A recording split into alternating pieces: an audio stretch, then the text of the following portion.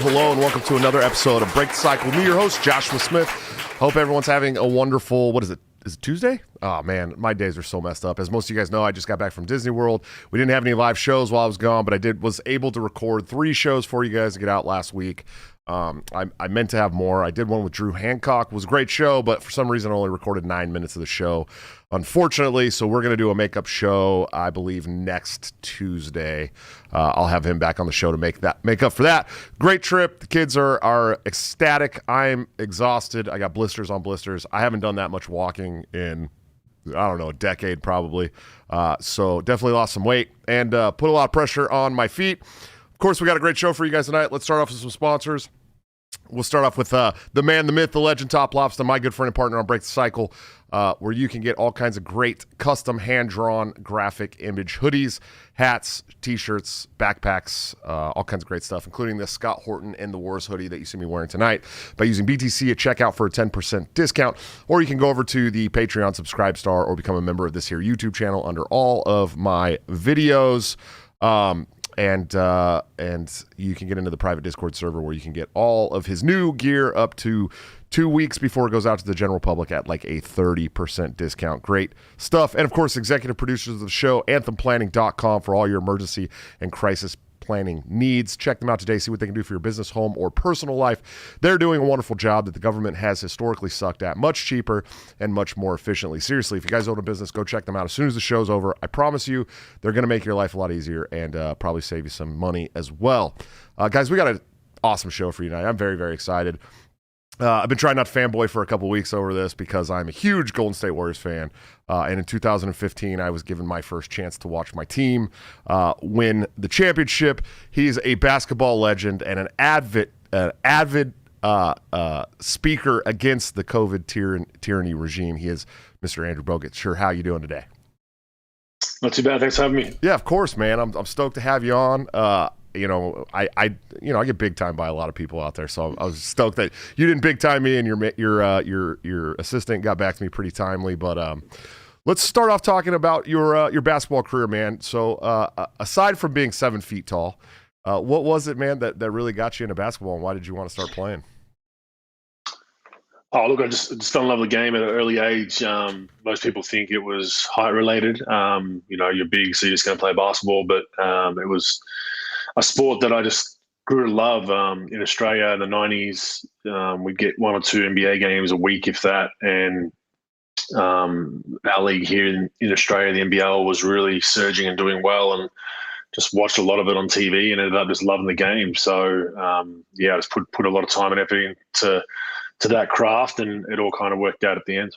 Sure. Yeah, absolutely. And man, so you were originally on the Bucks, right? In the NBA, and I know I got a lot of Bucks fans that watch the show. Obviously, I'm not from Milwaukee. I'm from Antioch, California, right outside of Oakland. So I grew up a Golden State Warriors fan, man. But what would it feel like to win the championship, dude? I just got to know. I never got to ask somebody who won a championship, man. Oh, I mean, in the NBA, it's just so hard to do, and I think every year there's realistically 3 or 4 teams that have a genuine chance, in my opinion, every year. I don't think we were one of those teams going into that season predicted to be a championship winner. So that made it even more surreal. But yeah, I mean, when you think about it, the 30 teams in the NBA, and there's only a select group of 15 players a season, they get to do that. And look, most teams usually end up repeating or getting 2 or 3 per decade that are decent teams, like the Warriors. They got 3 in that decade. And you'll be forever in history. So you're in a unique club of players that have a championship ring, and there's some greats out there that have played many years that don't have that privilege of having a championship ring. So be part of that, understanding what it took, understanding that at times you're going to have to play a different role. At times you're going to have to play more, play less, injuries, all that, how we kind of bounce back from all those scenarios to, I guess, for the greater good of the team to win a championship is what I really remember, because there's a lot of NBA teams that preach that mantra. But, there's only a few that really do it because, unfortunately, selfishness and stats and contracts come in the way. But that Warriors team was one of the few where most of our guys were settled on decent contracts. Everyone was kind of comfortable. Everyone understood their role. And, we had the success to get a ring. Sure. You're also part of the team that got the record-breaking 73 wins, man. I got the hat to commemorate. It's a really nice hat. It's a little small on me. I got a giant head, but who are some of your favorite players to play with on the Warriors during those years? One of my favorite teammates was Harrison Barnes. He was just from a friendship point of view, a really good guy to, really similar sense of humor to myself, kind of sarcastic, dry. And we would be pretty well read on world issues, so we'd have some pretty good and heated debates, which is frowned upon these days. It was just the beauty of we disagreed on a fair few things, and we could have debates as adults and friends and teammates, and not end up wanting to kill each other, which is great. And I think that's how adults should behave, but we don't see that very much these days. Everyone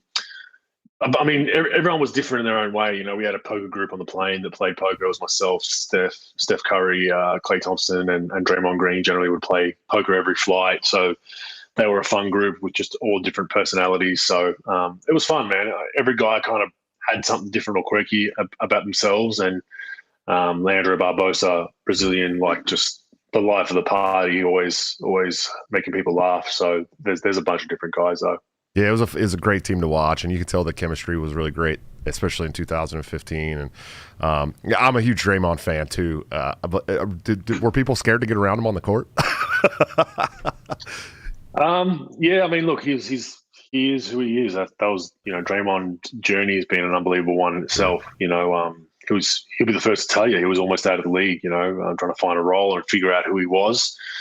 And then obviously, his role under Steve Kerr grew, and he ended up being, he's going to go down probably in the Hall of Fame with his body of work.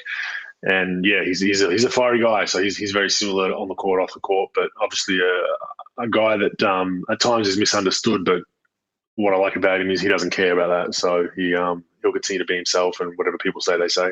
Sure. So it was pretty cool for me. I saw a video of you talking about the COVID tyranny, and specifically it was the these stars being paid to speak in favor of the science trademarked and all this stuff. And I just remember thinking, wow, this is a guy that I love to watch play in the NBA, speaking out. And then there seems to be more NBA players. In fact, it seems to be a lot more prevalent in the NBA that people are speaking out against mandatory vaccines and stuff like that, which is great to see. But when did you realize that a lot of this stuff was not just bullshit, but that people were being used to push this narrative? Well, look, we were part of in 2020. I take it back to April, right when this hit Australia. I was still playing basketball at that point. It was my last season here in Australia in the NBL, and we were in the middle of a grand final series. So it was a 5-game series. It was the finals of the NBL, and it was the way it works in Australia is you have one home game, one road game, one home game, one road game, one home game. So you travel every other game, and we just lost at home. We lost game 3 at home, so we were down 2-1, and we were supposed to travel back to Perth, which is a 4.5-hour flight, 5-hour flight at the best of times. And a lot of our guys were concerned because it all just blew up that week. Like the week leading into the grand final, it blew up. We were kind of treading water. We didn't have fans at the game. And then we had a team meeting, and we basically voted not to. We basically, as a team and coaching staff, voted not to play on in the series. And it was controversial at the time. We got a lot of shit saying, "Oh, we've taken the easy way out because we're down 2-1." But we had a lot of guys in that room that were from the US that were scared about not being able to get back in the US if they close the borders. We had a lot of people that were scared of the virus because of the unknowns. And I was probably somewhat in that camp because it was an unknown. I've never been through something like this in my lifetime, so I understood the severity of the situation at that point. We didn't know much about it, right? So at the start of all this, I understood the strategy behind social distancing and the lockdown, April, May, June, July, maybe, right? And then you start seeing the double standards around it. And that's when I started to question things. I'm like, hang on a second. So I can do X, Y, Z, but I can't do ABC when it's the same thing. And, we all have countless examples of the hypocrisy. It's like the mask wearing that they've pushed so much. And I've got no problem with people wear masks, but from a hygiene point of view, it's not hygienic because people are taking it off and they're putting it in their pocket or they're putting it in their bag or their car. They put it back on when they have to so they don't get shamed, and they take it off again and they're touching things and they're scratching their face. It's like, these mask mandates for healthcare workers are, as soon as you take it off, you're supposed to throw it in the bin and get a new one out of the wrapper. You're not supposed to wear a cloth or material one, right? So that was some double standards I started seeing, and I'm like, this just doesn't make sense logically. Like, most of it is theatrics. And that's when I started to really think, like, hang on a second, what the hell's going on here now? It's just something I had to speak out about. I kept quiet for the most part for 2020. I didn't really say a whole lot about it. Said a little bit, mainly pushed back against lockdowns because I'm a firm believer that the lockdowns. So my home state, home city, Melbourne, Victoria's, they've had the longest lockdown total days in the world. Even when they were out of lockdown, so let's say, we're coming out of lockdown, they still had heavy restrictions. So in my book, they weren't out of lockdown really for the last 18 months, because even when they came out, they still couldn't visit family members, they still couldn't blah, blah, blah. So my argument has been that I think the lockdowns outside of this virus are going to have a much more detrimental effect to society. And I have countless examples of that. There's mental health, there's suicide rate, there's kids missing whole years of education, there's kids' development that are severely hindered because all they do is see people in masks. A young kid at 3, 4, 5, they gather a lot of their intel in their small little brains from facial expressions. They don't see that. I don't have a study to cite. I read this the other day, but the IQ level apparently on children, young kids, has dropped a full point in 2020, 2021 because of the mask mandate at schools, because they're not really learning and interacting socially the way they would normally with everything normal, right? So just reading things like that. But like I said, countless examples. Old people missing their yearly medical screenings. I know I've got friends that have elderly parents that go into the hospital's an ordeal now. You got to check in on the QR code. You got to do the COVID test at some hospitals, and some of these older people don't even have phones, and they're just like, you know what? I'll just delay it for a year till this virus is over. So now they've done that for 2 years. So let's say next year they finally get that appointment, and it's like, oh, you've got something that's now severe. If we picked this up 6 months ago, you'd be all right. That's another example. People losing businesses. Small businesses are just in Melbourne, Victoria are depleted. Like, they're in huge, huge trouble. It's a heavy Melbourne, for those that don't know. I equate it somewhat to New York. It's a heavy restaurant, cafe culture scene. That's what the city's based on. The weather's not fantastic, so it's all about getting out, having a coffee or a drink with your friends and eating at nice restaurants. Decimated, right? So then you got the effects of that. Then families losing their houses because of their mortgages, and the list goes on and on and on. So I'm looking at all those things, and I'm like, we're putting all that aside and just keeping that quiet, all for case numbers, case numbers, and that's where it really frustrated me. And long story short, I ended up putting that video out, just saying that I got offered to do one of those stay at home, do the right thing messages, and it just didn't sit well with me, and I said no. Yeah, it's pretty crazy, and like to think about you getting that offer, and then how many people probably got that same offer. And then you see all these it was in the beginning, especially in 2020, I'd see famous people like, I don't know, Brad Pitt or something, come out and talk about how, hey, we're all in this together and we're staying home. You can stay home too. And I'm like, motherfucker, you got a basketball court in your home. You know what I mean? You got an Olympic-sized swimming pool. That's why I didn't do it. Yeah. That's the exact reason why I feel comfortable doing it, because I'm like, doing this message while I'm looking out my window at a pool and a nice yard and a nice house, that most people could only dream of. Not trying to sound arrogant, sure, but it's fact. And I'm going to tell a dude in a 2-bedroom unit with 3 kids, like, hey man, stay inside, don't leave your house 23 hours a day. Like, nah, it's not right. So I just couldn't do it. And the more I thought about it, it just really was frustrating. And to your point around people being paid, I think there's fair few people being paid. I think it'd be over half. But I think there's a lot of people that aren't being paid that are doing it because it's their political team, or they're doing it because of their social circle, or they're doing it because the job they're currently in.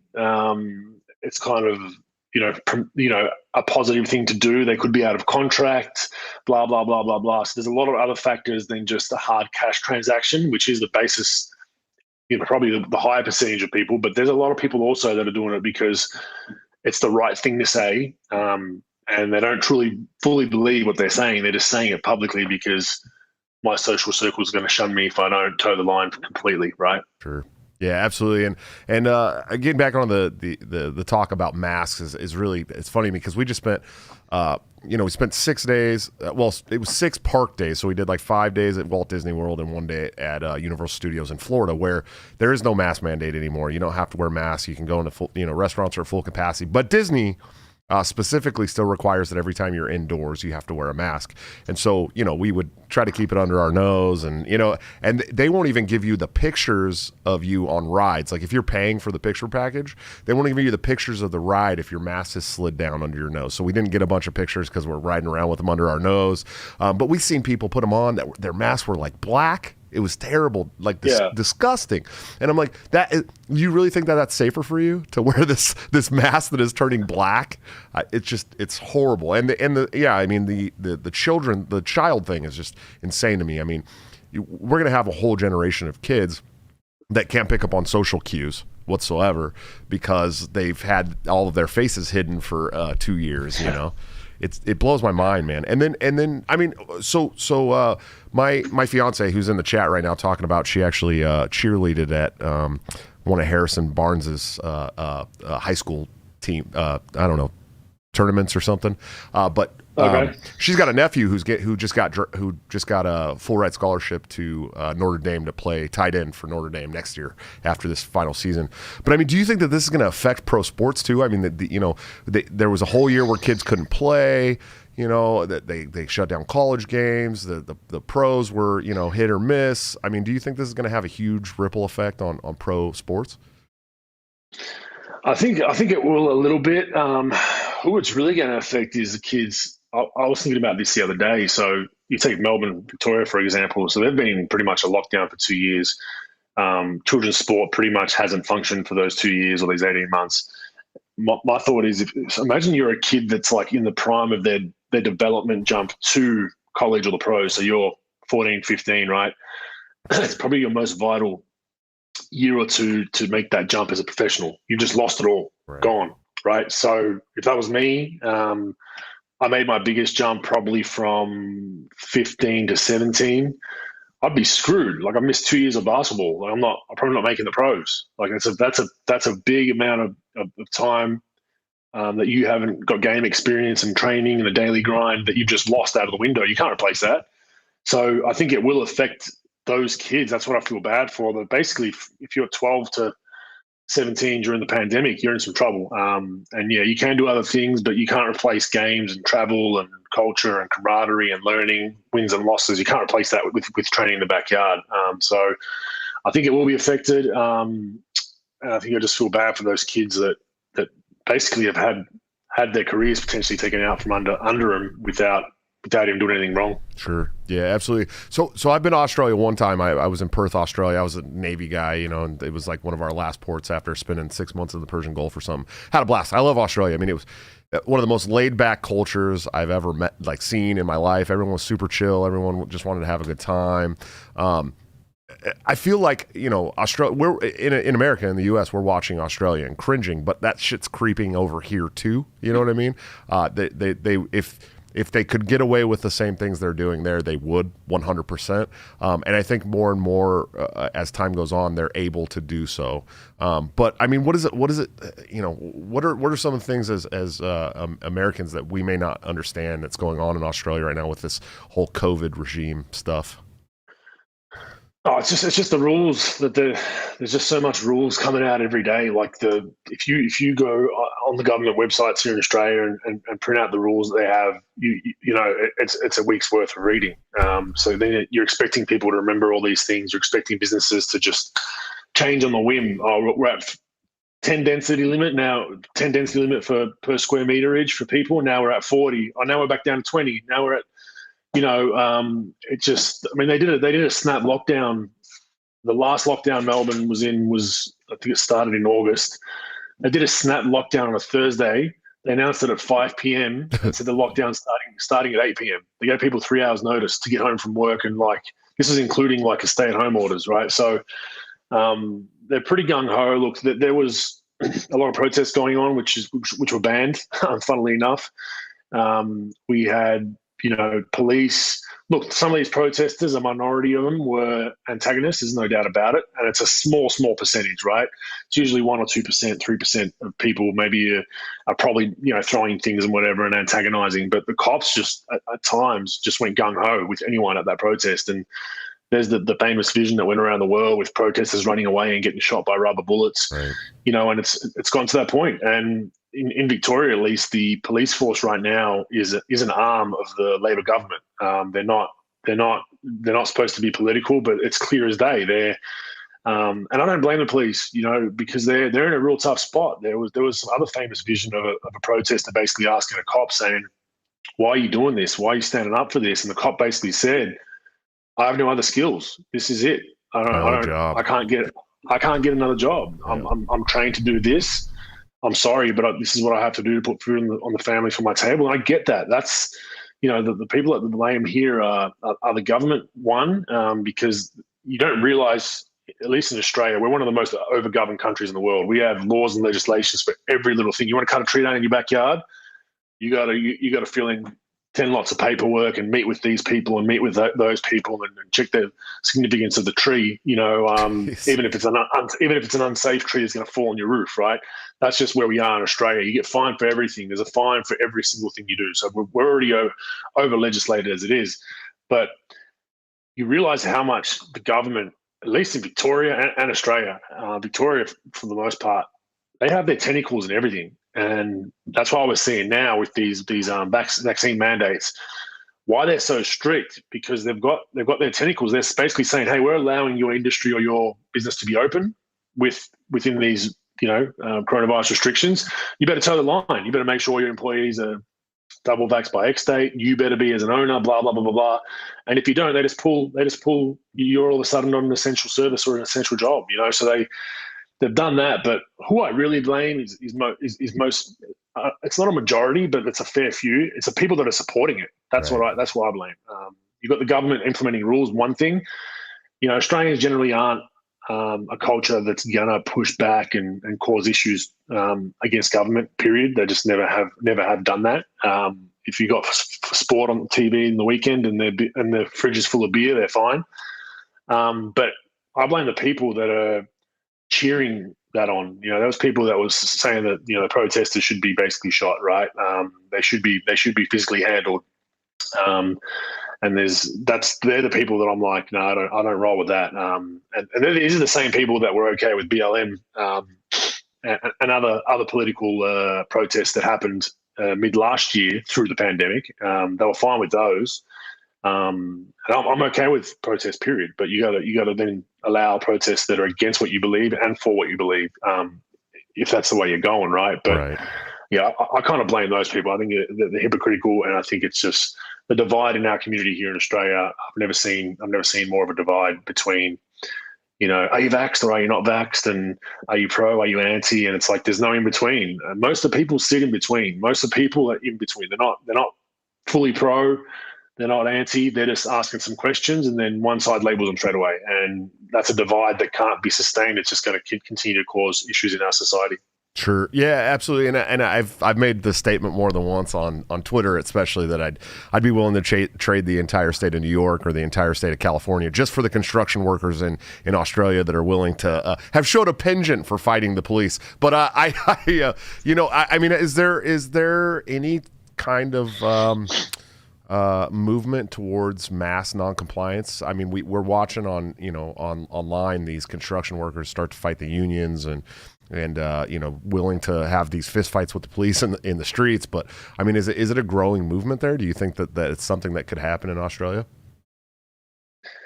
I'm not confident in that. I mean, I think the protests I think it's one thing protesting and actually just walking down the middle of the street protesting. I don't think that's going to accomplish much, period, for any cause, Right. walking down the street. I don't condone violence, but I think the protests somewhat need to, you need to make these politicians feel some heat. So, whether it's you protesting outside of Parliament and locking them in Parliament chambers until someone comes out and at least, I don't know, I'm making this up, right? But I don't condone violence. I just want to be clear on that because that never ends well.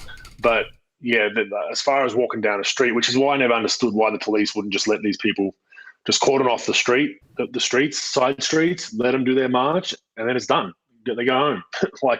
But at times police were actually confronting them, and then that created a bit of a heated moment, and then violence kind of ensued. And I think both sides were to blame for that. But I don't think it'll happen in Australia. I don't think people here will stand up as far as what's needed to be done. But it's hard, man. It's at the end of the day, everyone refers back to themselves and being selfish. That's human nature, right? So it comes back to I've got a mortgage. I need to put food on the table for the kids. I've got school kids' fees. I've got a car to pay for. Let me just worry about me. And the government knows that. The government knows that the people just, you're not going to get a mass amount of people uniting to that extent. We are seeing a little bit more people here. They've got the mandates now to go into certain stores and whatnot in certain states that you got to show your vax passport.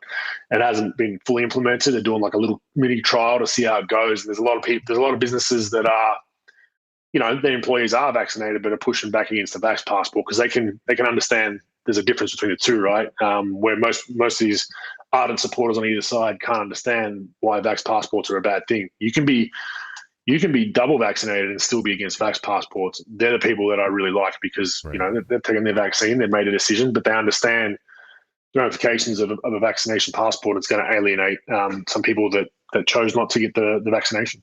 Yeah, absolutely. And as a society here in the U.S. and already starting in Israel, I mean, even people who are double vaccinated are considered not vaccinated at this point. I mean, it's really insane. They're moving towards this constant booster, and it's like, where does it end? You know what I mean? Well, just read 6 months, right? So I just read, just before I got on the call with you, I just read in Australia, because they're doing that here in Victoria, is going real strict. He's trying to say that for all you unvaccinated that are trying to just wait out, these mandates, and then it'll all open up for everyone.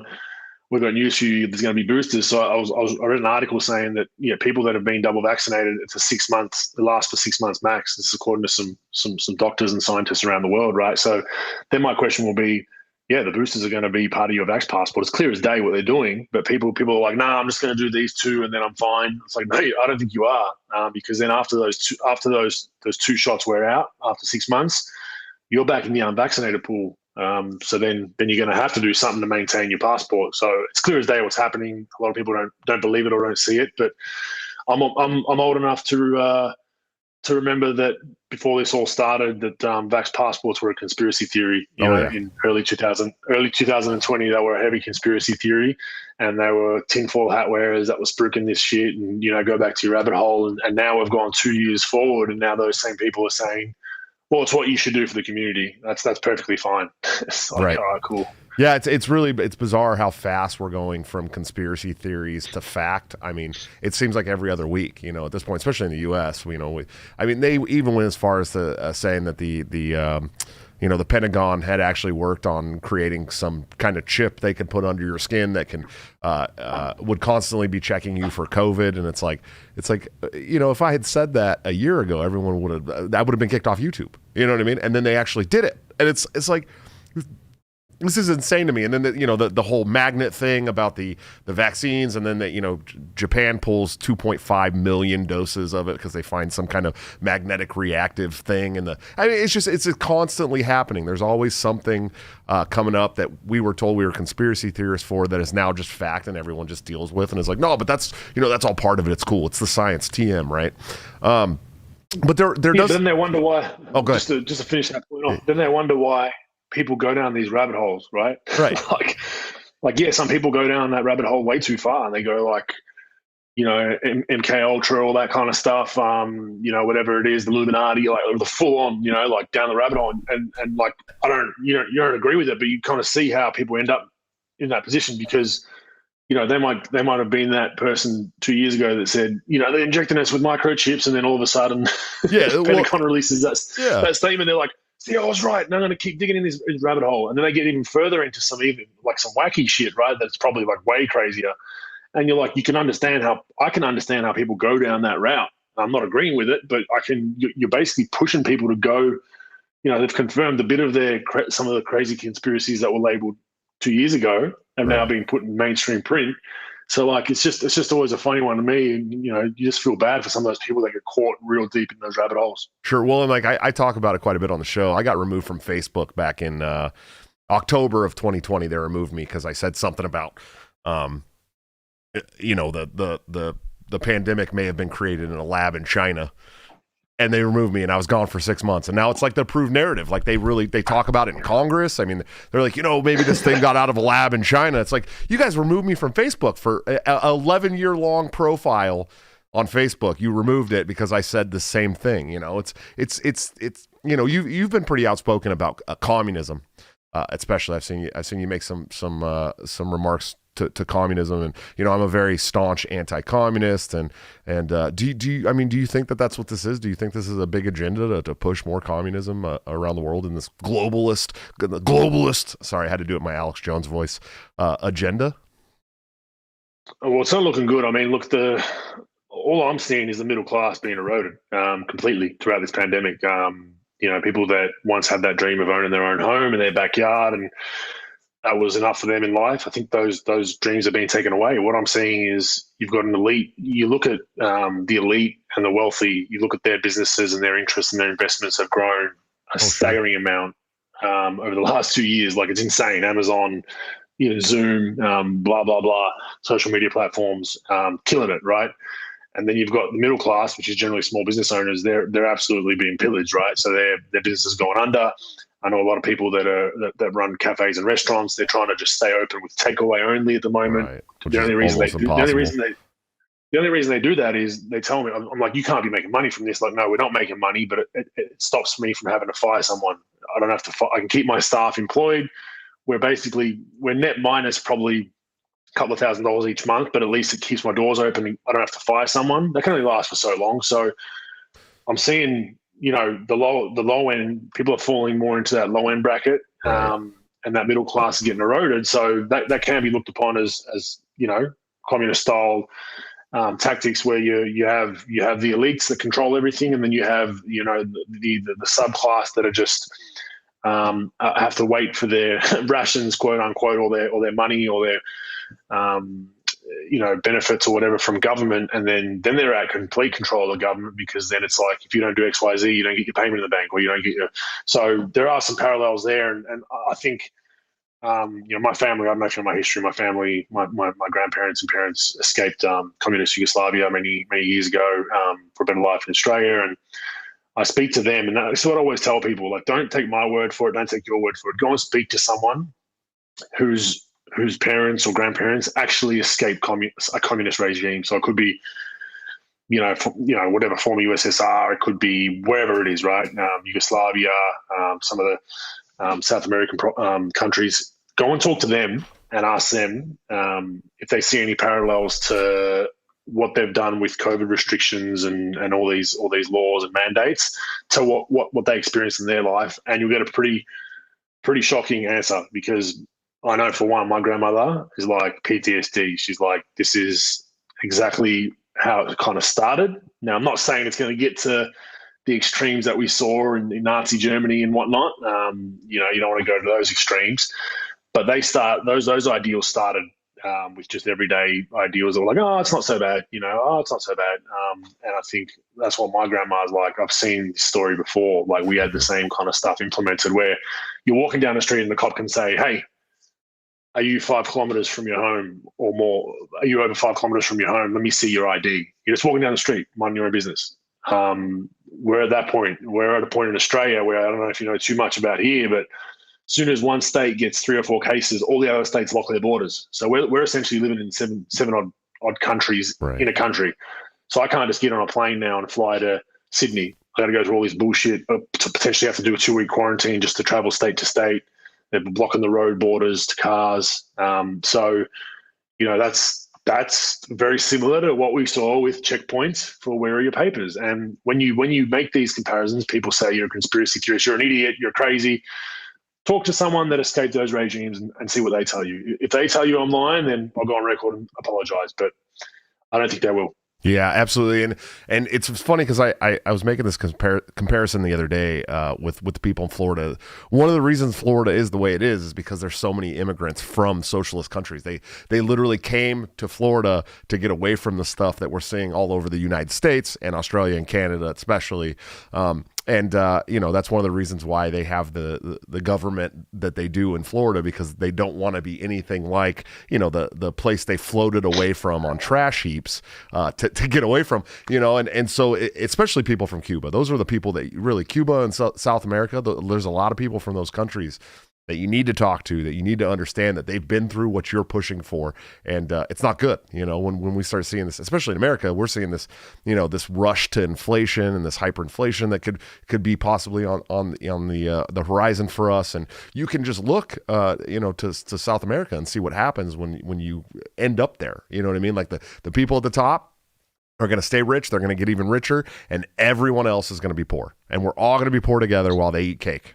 It's exactly right. I mean, I think a loaf of bread in Australia in 5 years is going to be $20 the way things are going. Like, it's the inflation. One crazy thing is here though, like our property prices just continue to go through the roof. Yeah. So what's that telling you? Like, the everyday family can't even get in the market anymore. So it just seems like the elite and people with money and wealth are buying up all these properties as investment properties and whatnot, competing in the market for everyday people, and they're going to rent it back to those people at an even higher rate. So it's interesting what it's doing. I mean, I know you guys over in the US, I saw the videos. I don't know how it is now, but people filling up their pickup trucks with fuel at one point, because the fuel prices there were just so crazy. But scary times. There's logistical issues all over the world right now. There's the famous vision from a couple of days ago of all the boats, all the shipping containers just sitting out on the coast of California.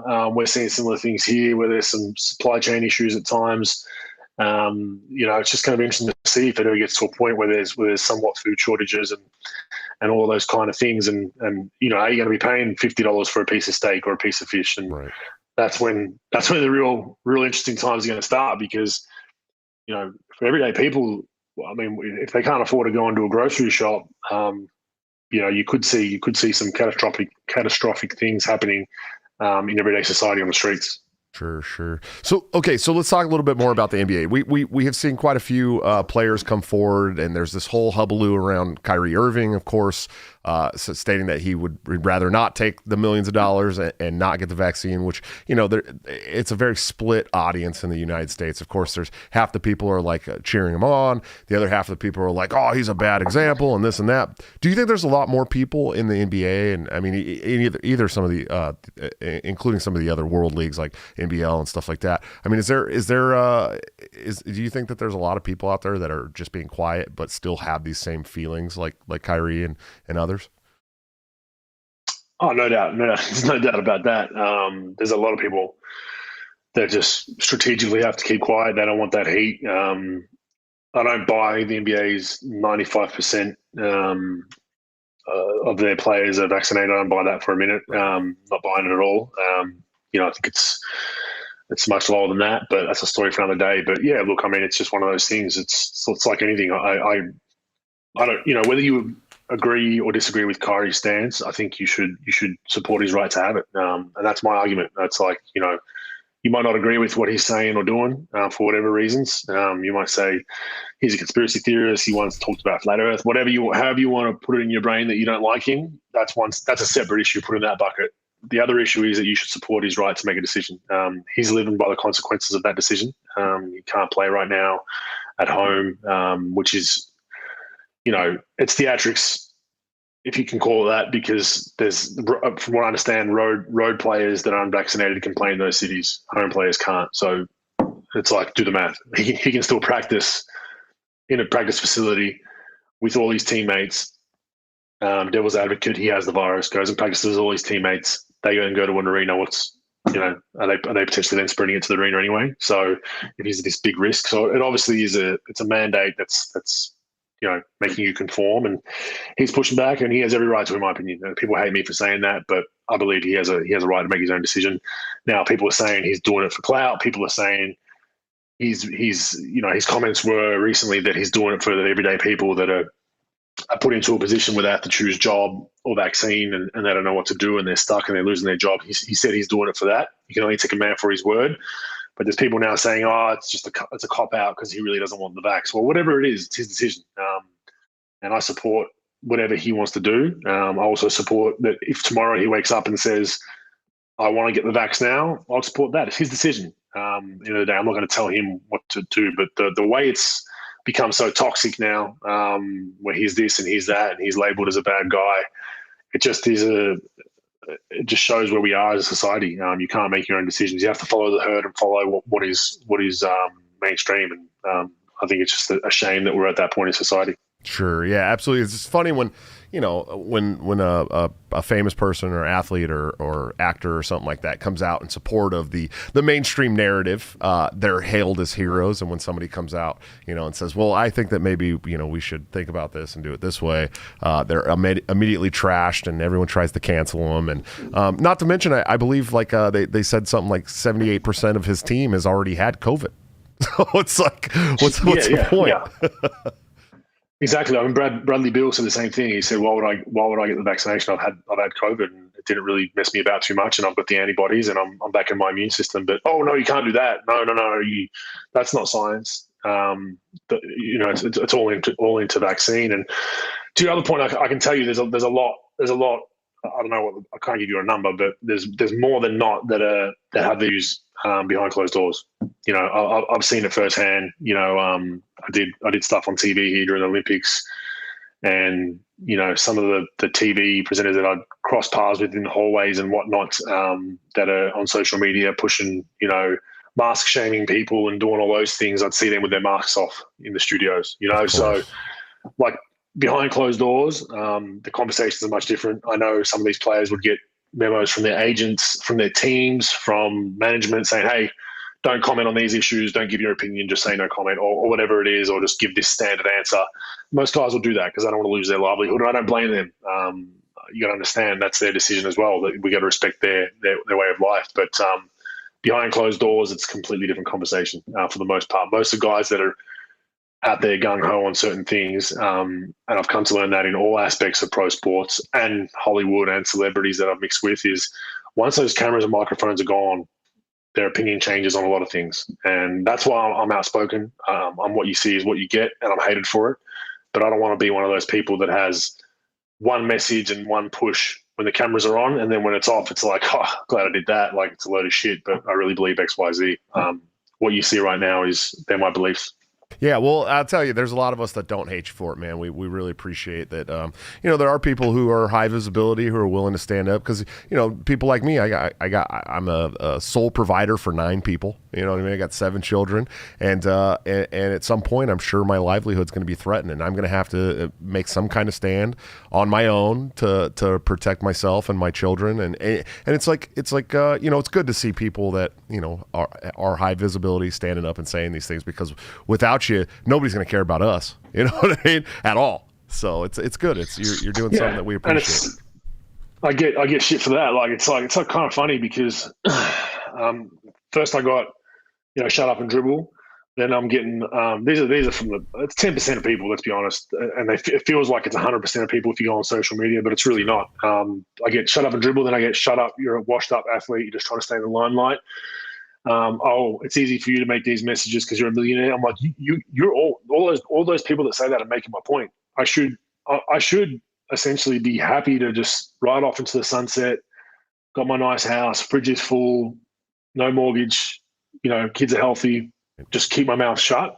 But I'm doing this because, like I've said this a million times, I was that kid that I would be giving the stay-at-home message to at one point, with a working class family, like, hey, stay at home. Can't put food on the table, too bad, there's a virus out there. I would have been that kid. So I was like, I'm not doing that. And it's just funny that people, as soon as you don't toe the line of what they want, then shut up and dribble and all that kind of stuff, and you're like, okay, that's fine, but how is that having an adult debate? Like we can agree to disagree on things, but it's just so frustrating that people think that I'm losing net on this on these kind of comments and this kind of commentary. Like I'm losing marketing deals, speaking gigs, and I don't give a shit. It's like I don't want to work with people that are fake like that, and I can't work in those fake industries anyway because I'll eventually get spat out because I'll say what I think, right? But for the people out there that are really go after me for it, it's just absolutely comical. But the other thing I'd finish with that is my real litmus test is when I'm out and about in the community.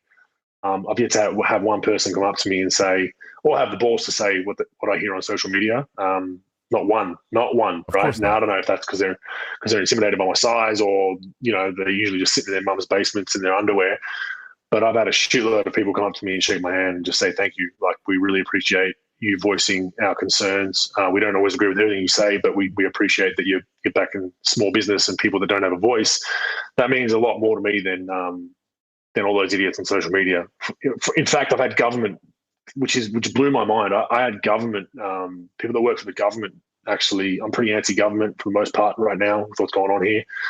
I had people that work for government actually come up to me and say similar things. And I'm like, dude, you could be fired if they found out you were talking to me like this. And they were like, nah, we really appreciate it because we have no voice. So I'll continue to do it. I don't care about those naysayers online. And yeah, I just hope it gives people, that are really struggling and battling somewhat of a voice to keep on going. Wait a minute, Andrew. Are you telling me that Nike has not come to you to give you any kind of deals for a Believe in Something campaign? Is that what you're telling me? I was once a Nike athlete, actually, funnily enough. Once a Nike athlete. But yeah, man, no, it's kind of strange. I mean, I probably don't have the right hashtag I can help them promote. But, they probably have to clean up some of their own mess with how a lot of their gear is made, I think, in China and whatnot, when they want to spout all these, hashtags when they're using slave labor to make their goods. It's kind of contradictory of what they're saying. Well, maybe Under Armour will hook you up with something. I know they did Steph when they wouldn't exude his principles. So, I was going somewhere. God, I hate when I lose my train of thought. But yeah, it's pretty funny to see that those same people who are telling you to shut up and dribble and talking all this shit online to you and stuff. And those are the same people that were mad at the other people telling a certain pro football player to shut up and play football. So it really just comes down to they're saying something that you're saying something that they don't want to hear, and you're challenging their worldview, man. It's really what it is. It's what it is at the end of the day. So, but we're getting close to the end of this thing. But let's talk. I want to talk a little more basketball. I want to talk. What was it like playing with Steve Kerr? Playing under Steve Kerr, because he's amazing. I like him, but I know that he can be a little emotional in the news media sometimes and stuff. I mean, was it pretty challenging sometimes, or what? No, look, I had a lot of respect for Steve. I think Steve really changed who we were as a team, and really, basketball-wise, he didn't come in and try to change the world. We were still a pretty successful team before he took over as coach, right? So he understood that some coaches would have an arrogance of coming in and saying, well, we're going to change everything X, Y, Z. We're going to do this differently now. He came in and understood, you guys are really good at this already, but here's a few small tweaks for each of those. And he made those small tweaks to win a championship. As far as, we probably disagree on a lot of things politically and socially, right? But we never had an issue. We never had an issue at all. It was a working relationship. I've got a lot of time and respect for Steve, and yeah, it was never really came up. But even if it was, I'd hold my position. I'm sure he would. But I believe that if we sat and had a debate about something, we could leave it as adults, and that's why I really like Harrison Barnes. Why I brought his name up was because we've had some pretty heated discussions on different things, whether it be race, whether it be religion, whether it be whatever, right? Stuff socially. And coming from Australia, I've got a different worldview. And Harrison grew up in Iowa and then went to North Carolina. He has a different view. And at times he said things to me where I was like, I never really thought of it from that perspective. And it kind of changed my mind a little bit, and vice versa, right? And that's what we've lost in society. It's like, can you not be adults and actually have a discussion? You might hear something that you don't like, but let's dig into why do you think that? What are your experiences to bring you to that opinion? We don't have those. Like straight away, like, oh, you're this, you're that, you're in this box. Right. And that's why, I really enjoy being around Harrison. But Steve, I had no issues with. He's outspoken, and he has every right to be. He's going to deal with the brunt of the pros and cons of being outspoken, just like I do on the other side. Sure, absolutely, yeah. I actually live in Iowa now, and it's a great place. I fled California March of 2020. 5 minutes. My flight left at 11:55 p.m. and at midnight they started the 24-hour lockdowns last March. So wow. I got the hell out of here. Came to stay with my fiance. Now we have 7 kids. So life's a lot different than it used to be. But we've been really lucky in the corn state, man. You know what I mean? They just haven't 7 been. Kids, geez, man. It must be a whole lot to do in Iowa if you've got 7 kids. Some we took on that weren't ours, and she had a couple, I had one, then we had a new one, and then one of them was my grandbaby. So it happened really fast over a year. And but it is a good place to live because they had a mask mandate for like a week. I think they put the restaurants to 50% capacity for about 3 or 4 days, it seemed like, and that was it. We got really lucky here, but it's been nice. But before we go, let's talk. What are some of do you have any favorite stories from playing in the NBA that you could bring up? Oh man, it depends what route you want to go. But I mean, we've had everything from almost being in plane crashes to games cancelled to seeing teammates of mine be extorted by people, by women. I've got, Oh, dude, I can only imagine. That's something that I don't think a lot of people understand. That it always seems to be the really big name that you hear about this happening to, but I'm sure it's a common occurrence. Oh no, it's college girlfriends and stuff like that. I'm a nobody. I have a small show. I ran for chairman of the Libertarian National Committee a couple of times. I've sat on the national committee, but I've had people come forward and say all kinds of crazy shit about me too, and try and extort me to get me to drop out of races and all. And I'm a nobody, man. You know what I mean? So I can only imagine. Yeah. No, it was more towards money, like just girls setting guys up that they knew were married or had a girlfriend or whatever, and I've seen some crazy shit, man. Like it's, to the point where people have asked for cash payments behind the bus before they get on their bus to go to the arena, and they won't say X, Y, Z. Just all that kind of stuff. And you're just like, man, there's just some scummy people out there that will go to all kinds of lows to extort you, And then on top of that, you got agents and friends and family doing similar things. You hear some crazy stories that. Like I said, if you relay those stories, people wouldn't believe them. Like you struggle to write a Hollywood script with what some of these stories entail. And it's just crazy times in pro sports. Yeah, and then there's just there's always been the propensity for all kinds of crazy stories in pro sports and even in college sports too. I was watching they have this new documentary show on Netflix, and it was about the point shaving taking place in basketball when I was a young kid. Man, it's just crazy to hear that whole story. You know what I mean? I don't know. Oh yeah, no, yeah. I'm meaning to watch all those. They look really good, actually. But yeah, there's a lot of think of the craziest story you've heard from pro sports in the media, and it's probably watered down.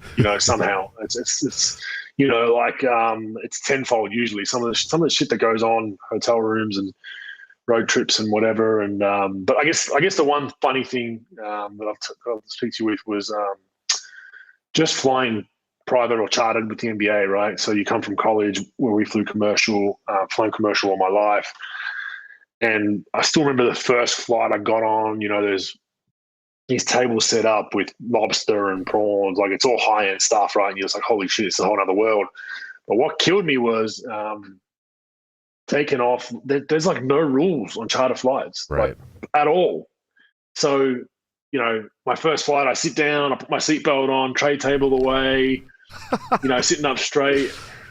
And I'm looking around, and there's a dude asleep with his seat reclined all the way. There's a guy with the tray table out.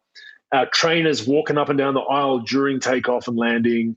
This guy sleeping on the floor, and I'm just looking around like, what the hell, and I'm waiting for the stewardesses to say something. Sorry, flight attendants these days can't say stewardesses. Yeah, careful, buddy, careful. And I'm like, holy shit, this is crazy. So basically, it's a free for all. You can walk into the cockpit, sit with the pilots for a couple of hours and chew the fat, talk shit with them, go back here, play cards. There's boom boxes. Sometimes guys blast the music. It's just like, what the hell?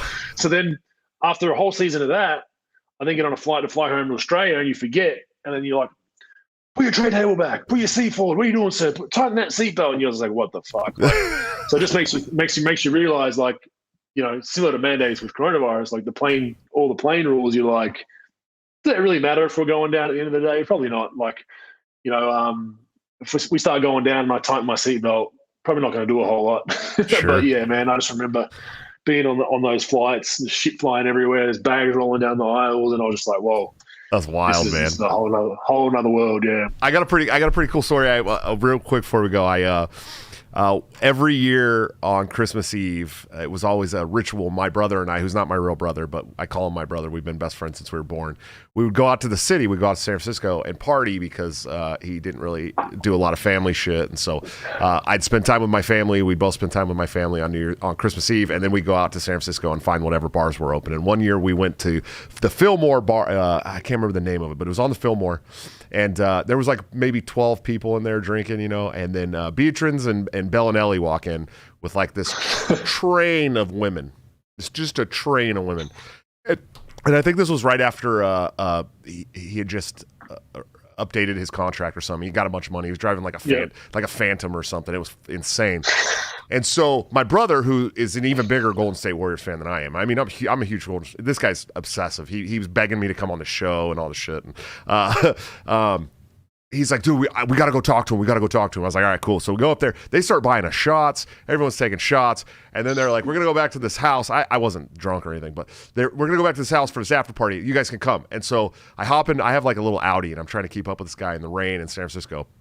And I ended up wrecking my car trying to get to an after party with a couple of Warriors. Wow. Not bad. I just messed up the axle.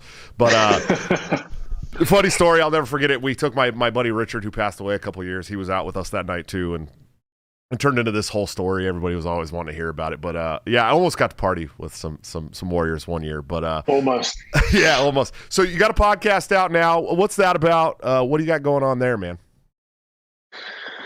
Yeah, at Rogue Bogues on all social platforms. I do a bunch of stuff, man. I've tried to do a bunch of different series within the podcast. So we have a weekly basketball show. We just talk shit about myself and a guy named Mike Procopio from Dallas, a former assistant coach and scout in the NBA. We just talk shit about the happenings of the NBA. I kind of relay real world stories with what's going on. I also do a My Journey podcast, which is my journey. I want to do an autobiography, what a book would be like in podcast form. So basically episode 1 is my childhood, episode 2 is my teenage years, and then it just keeps going chronologically up until retirement. So I'm at episode 9, which is my rookie year. I'm about to do another one, which is my second year, and it'll just continue on. So that's pretty cool. I also do a car chat. So I'm a car guy. So I've got a friend of mine that's passionate about cars. We just discuss the current car market monthly in the world in Australia. And then I also do an in conversation series, which I guess is similar to what you do, which I just try to get guests on from all walks of life. Doesn't have to be basketball, can be celebrities, non-celebrities, even just, people in the local community that are doing great things, and just have an open discussion for an hour, 2 hours, 3 hours, however long it takes, whatever direction it goes. I don't care. Just loving to get to know people. So I'm working on, getting a studio. I'm kind of doing it from my house at the moment, which makes things hard, but working on getting a studio and getting it set up all proper. So that's exciting. But yeah, I just enjoy talking to people and hearing their stories, hearing about how they came to where they are and the ups and downs of their journey and things they wouldn't really know, rather than just the generic, well, you're a great player. Tell me, what was your favorite game? You know what I mean? So they're kind of the 4 we're doing right now. And it's been enjoyable so far. We just hit, I think we're not professional like you. We don't have the video. We're just audio only at the moment. We'll get to the video one day, but we do audio only for the podcast. We just hit 500,000 listens in less than a year, which I had a goal. I've got a goal for 1 million. And I think I'm just going to fall under that by the end of the year, unfortunately, but I'm trying to get close to it. But yeah, I mean, it's been good. It's gone well, and people seem to enjoy it. We're interactive with the basketball podcast as well. We have fans jump online via the call-in app, so they can actually jump on and ask questions live on air and be involved with the show as well. So it's pretty interactive, and people have enjoyed it for the most part. Nice. Yeah, I just hit a little over 200,000 listens and views now, and I started in March. So so you're my audio portion of this podcast is in the top 10% of podcasts worldwide. So you got to be up there, man. You got to be doing good. Yeah, doing all right. Yeah, we're getting them out there. It's just, you want to try and set yourself a goal that's probably not attainable or close to, but you want to try and hit for it. So that's kind of how I set it, and we'll get close to it. But then I think once the studio's set up, man, and I can actually set it up properly and have this kind of set up with the camera and everything, I think it'll go even better. But yeah, at Road Bogues on all social media platforms. We've got an Instagram page, Twitter, YouTube, and we're basically on all your podcast platforms worldwide. So check it out. Nice, man. Well, hey, I really appreciate you coming on. And by the way, this is not a studio. This is my basement. I share this with my children. Oh, do you? Yeah, good, man. Yeah, I just I put in a lot of time on YouTube researching, trying to figure out how to set something up. And there's a Barbie dream house right behind the computer where you're facing me from. So, do you do all your own editing? You do all your own editing and everything? Yeah. So I actually don't edit this. This is just live, and it goes directly to YouTube, and then it also goes directly to Odyssey, because Odyssey does like an auto sync thing now, which is where I'll be when YouTube inevitably kicks me off forever. But no, I don't do any editing. I just started learning how to do Adobe Premiere Pro because my fiance is doing a YouTube channel and hers aren't live. So I've been, learning how to do video editing. And it is hard. It's fucking hard to do, man. It's not easy at all. It's hard. Yeah. I've got someone that does it. I've got someone that does my edits on the podcast, just filling in the dead space, and if we say something stupid live on air, we can kind of edit it out. But yeah, I'm not about to try to learn how to do that. That's too much time a day. Dude, it is hard, especially if you're trying to do as much as you're doing, man. Absolutely. Well, brother, I appreciate the shit out of you. You're amazing. Thank you for being a voice for all of us who are relative nobodies, dude. And thank you for all the great work you did in the NBA. Thank you for being part of the team that gave me my first exciting championship. I really appreciate that, dude. It was like 32 years I waited or something like that, man. It was pretty dope. And I've been watching basketball since well before Latrell Sprewell was on the Warriors. So we're talking. It's been a long time. Back in the Mullen era, I think, is when I really first started watching Golden State Warriors. So. Thank you for everything you're doing. I look forward to checking out your show more. I hope more people here will check it out, and I hope you have a good time there in Australia and you can get out of it somehow. Thank you. Appreciate it. All the best. All right, guys, another awesome episode of Break Cycle. Andrew's so cool, man. Super down to earth, great guy, great stories. Go check him out. Check out his podcast. Give the guy some play.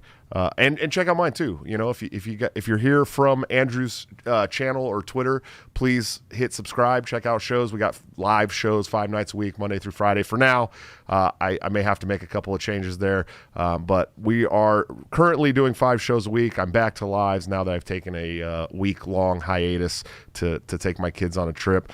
Also check out my sponsors, of course, toplobster.com, the man, the myth, the legend, my good friend and partner on Break the Cycle, where you can get this great Scott Horton in the Wars hoodie that I'm wearing today by using BTC at checkout for a 10% discount, or you can join the Patreon subscribe star or become a member of the YouTube channel here for $5 a month. Get all kinds of other perks, but you also get into a private Discord server with the great people. I mean, there's like 100 people in there now, and you get all of Top Lobster's new gear up to 2 weeks early at like a 10% discount or 30% discount there. So it's really worth it. If you're one of the smaller tier members on one of my subscription channels, it's really paying for itself if you're buying Top Lobster gear. And of course, executive producers of the show, anthemplanning.com, for all your emergency and crisis planning needs. Check them out today. See what they can do for your business, home, or personal life. They're doing a wonderful job that the government has historically sucked at, much cheaper and much more efficiently. Seriously, if you own a business, go check them out right now. You're not going to be disappointed, I promise you. Guys, coming up on the show this week, before we take off, let me see. I haven't had a lot of time to get all of the planning together. I know Top Lobster really just got the show scheduled today, so that's why we don't have all the drawings up, but they will be up soon. Tomorrow, on the show, we're going to have Shocker Khan, the Black Mutualist, calls me out on YouTube all the time about all kinds of things. I'm going to bring him on. We're going to have a discussion, see what his feelings are heard about, see if we can work some of this stuff out. I know it's not going to be like the John Hudak episode. I'm not bringing him on to rail him and then kick him off and bring on Tower Power Hour. It's going to be a real episode, and I'm looking forward to talking with the guy because I actually do like some of his stuff. I think we just disagree on a lot of stuff, so hopefully we can come to some conclusion on a few things. On Thursday, I'm going to have Amy Lepore and Bill Hines, the chair of the Libertarian Party of Delaware, on. and the rightful chair of the Libertarian Party of Delaware. We're going to talk about all that kind of stuff. If you're into the inside politics, baseball politics of the Libertarian Party, you'll want to be there for that. And then Friday, very excited for this show. Jody Plauché will be on the show, the son of Gary Plauché, the author of Why Gary Why. He's going to talk about his journey to being an advocate for victims, as he was a victim of sexual abuse as a child. His father murdered the man who abused him live on the news from a payphone in Louisiana while the man was being taken into custody. You've probably seen the clip. It's pretty well known. Happened in the 80s. Very excited for the show. He's got a book out called Why Gary Why. It's going to be a lot of fun. And we're going to talk about some very serious topics and see where he falls on that stuff, man. So I'm excited for it. I will see you guys tomorrow for the show, Shocker Khan, the Black Mutualist. I'm very excited for that. I hope you guys have a great week. Until then, don't forget to break the cycle.